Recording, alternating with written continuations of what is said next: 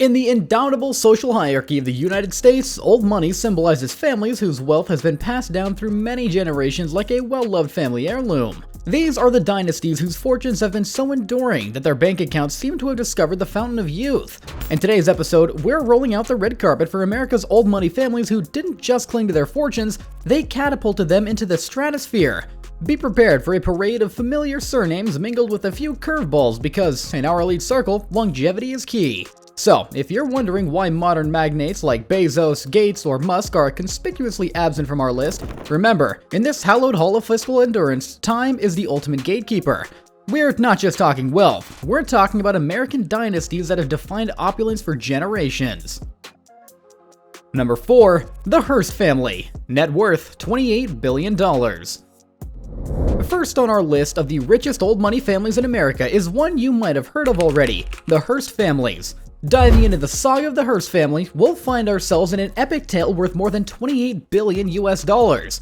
Indeed, it's a story that reads like a blockbuster script, with its roots reaching back to the late 19th century. Thanks to the audacious George Hearst, you see, George, a man with a penchant for the Earth's hidden treasures, struck it rich in mining, and his golden ticket was the Comstock lode in Nevada during the gold fever of the 1850s and 60s, followed by a jackpot with the Homestake mine in South Dakota in 1877. But this wasn't just any old mine. It was the motherlode of gold mines in North America, cementing the Hearst name in the annals of American wealth. But the tale doesn't end there. It only gets juicy with George's son, William Randolph Hearst. Born with the same fire in his belly, William took the family fortune to dizzying new heights. Picture a young William taking over the San Francisco Examiner in 1887, a newspaper his father snagged in a poker game, because that's how the Hearsts roll, transforming it into the cornerstone of what would become a media empire. Then, aiming higher, he grabbed the New York Journal in 1895, catapulting the Hearsts into the media stratosphere. Under William's watchful eye, the Hearst Corporation ballooned into a media juggernaut, scooping up newspapers, magazines, and even film studios. We're talking about a portfolio that boasts big names like Cosmopolitan and Harper's Bazaar. It's the kind of empire that would make even the most seasoned moguls do a double take. But here's where the Hearsts really played 4D chess. When William Randolph Hearst met his maker in 1951, his will wasn't just a document, it was a strategic masterpiece. He whipped up a trust to keep the family jewels locked down and professionally managed rather than splitting the bounty among his heirs. And this wasn't just about keeping the cash in the family, it was about ensuring the Hearst legacy would outlive them all, stipulating that the trust would only dissolve once his grandchildren had all taken their final vows.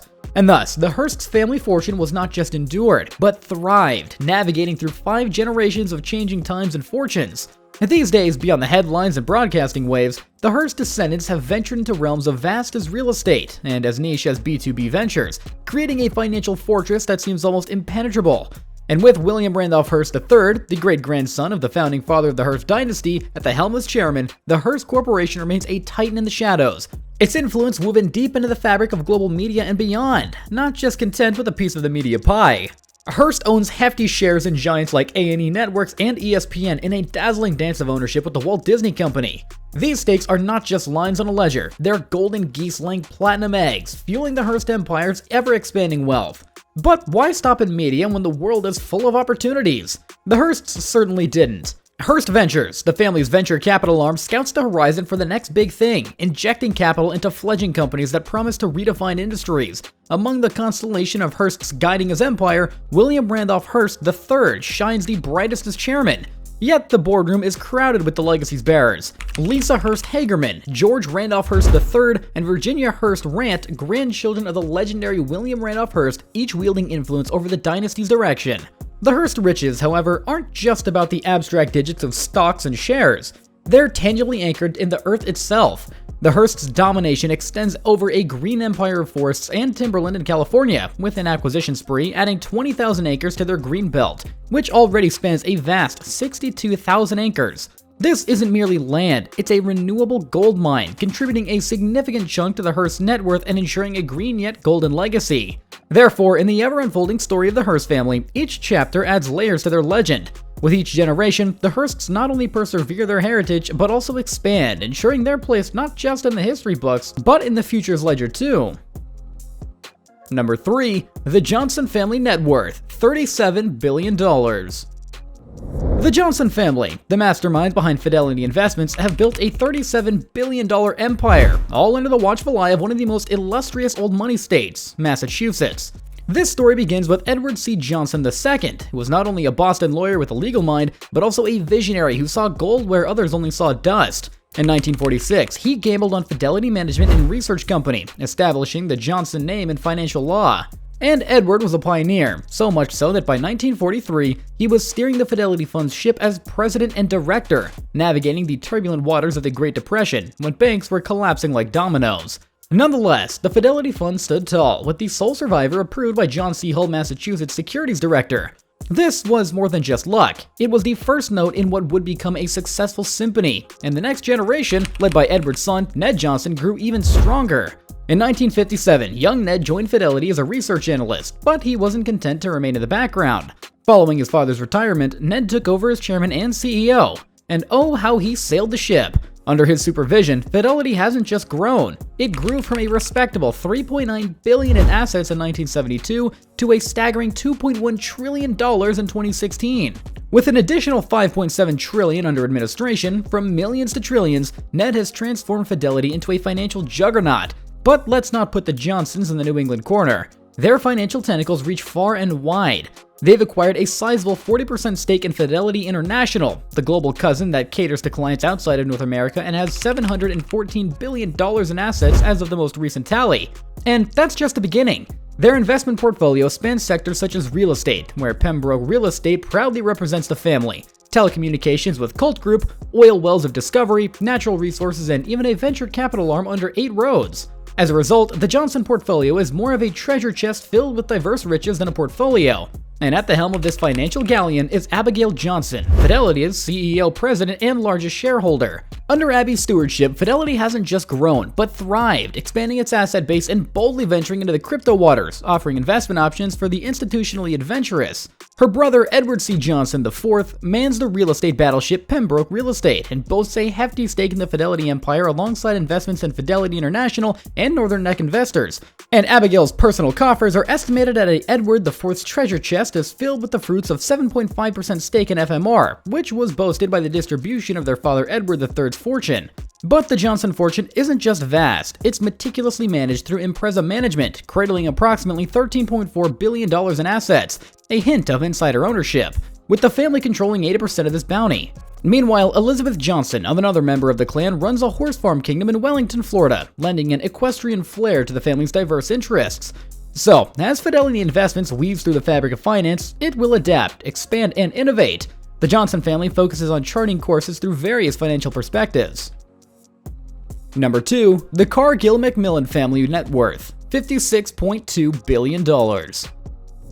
The Cargill-Macmillan family owns a staggering $56.2 billion. Their fortune is more than just wealthy. Their financial royalty includes 14 billionaires, breaking the reported record for the most ultra-wealthy family members in one generation in U.S. history. And their vast wealth is derived from the fertile grounds of Cargill Incorporated, the agribusiness titan and the largest private corporation in the United States by revenue.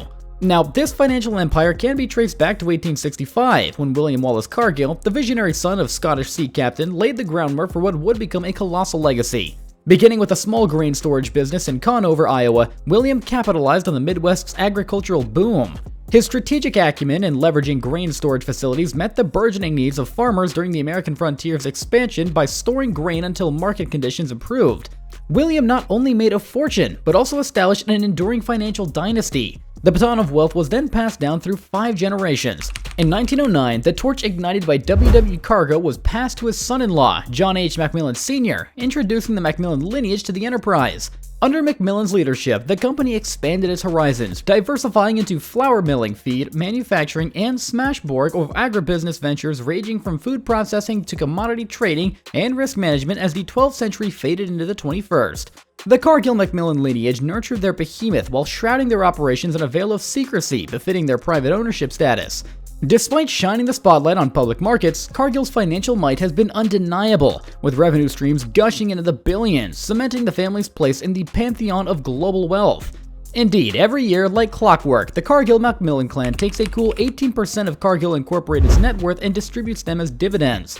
It isn't just pocket change, it reflects their towering presence in the agribusiness colossus. They've built and meticulously nurtured this affluent family, and a few stars shine especially bright due to their large wallets and strong ties to the company's heartbeat. James Cargill, Austin Cargill, and Marianne Leibman are all great-grandchildren of the legendary William Wallace Cargill. They have fortunes that would make Midas green with envy, totaling $5.4 billion each.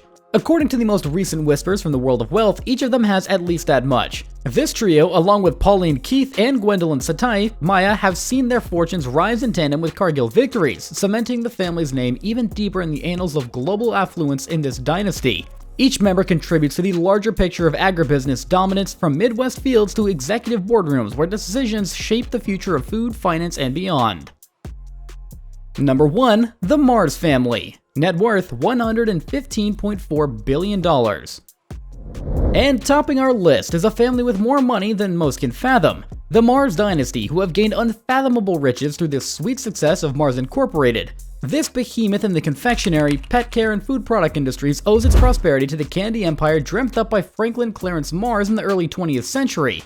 Franklin, or Frank C. Mars as he's more fondly remembered, was the mastermind behind the family's fortune.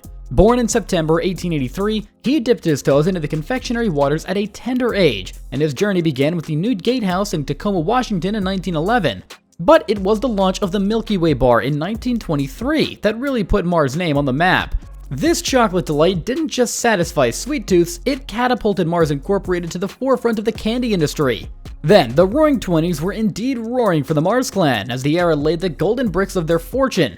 The Milky Way's success, followed by the birth of other sweet legends like Snickers and M&M's, cemented Mars Incorporated's status as a confectionery titan. Frank's knack for innovation in candy creation and marketing wizardry fueled the company's explosive growth and the family's burgeoning bank accounts. This sweet legacy has been meticulously crafted and preserved across 4 generations, from Frank C. Mars to his son Forrest Edward Mars Sr. and down the lineage to Forrest's offspring and their grandchildren. Forrest II Mars Sr., born on the 21st of March 1904, was pivotal to taking the Mars empire global and diversifying it into realms beyond candy, venturing into pet care and other food arenas. This strategic expansion not only diversified the family's portfolio, but anchored their financial dominance even more firmly. And Forestry Mars Sr. children, including Forestry Mars Jr., John Mayers, and Jacqueline Mars, inherited the sugary empire and had been the custodians of its growth, steering Mars towards new horizons. And the 3rd generation of the Mars lineage has played a crucial role in ensuring the company's star shines bright in the global market, blending traditional values with modern innovations. At the forefront of this dynasty stands Jacqueline Mars, born in 1939, whose name is synonymous with both wealth and generosity. Jacqueline, alongside her brother John, inherits the mantle of co-ownership of Mars, though neither delves into the day-to-day management of the conglomerate. With a fortune estimated at $23.6 billion, Jacqueline's presence on Forbes' 2019 roster of the world's wealthiest individuals is as prominent as it is deserved, thanks to her substantial philanthropic endeavors and patronage of the arts. And John Mars, Jacqueline's brother, born in 1935, mirrors his sister in both net worth and his role within the company, holding an impressive fortune also pegged at $23 billion or so. John has similarly stepped back from the operational helm, yet his influence remains intact, evidenced by his honorary knighthood from the late Queen Elizabeth II in 2015. And his involvement with the Mars Foundation and the legacy of Forrest Mars Jr., who departed in 2016, lives on through his 4 daughters, Victoria, Valerie, Pamela, and Marika Mars, each inheriting an 8% stake in the family empire. Victoria, once the chair of Mars board alongside Pamela, who also served in a similar capacity before stepping down, have left indeniable marks on the company's governance. Meanwhile, Valerie and Marika persist in their active roles within the company and its board, maintaining the Mars family enduring legacy and stewardship of the business. Together, the 4 sisters command a collective net worth of $24 billion, a symbol of the enduring value and growth of Mars Incorporated. Thus, the Mars family history is not merely a chronicle of wealth accumulation, but a story of strategic expansion, philanthropic leadership, and a deep-seated commitment to the arts and community. And now, we'd like to see down in the comments section which of these old money families would you like us to do a longer form in-depth history of. Speaking of wealthy families, ever wondered what are the richest companies they manage? Click on the screen and see you there.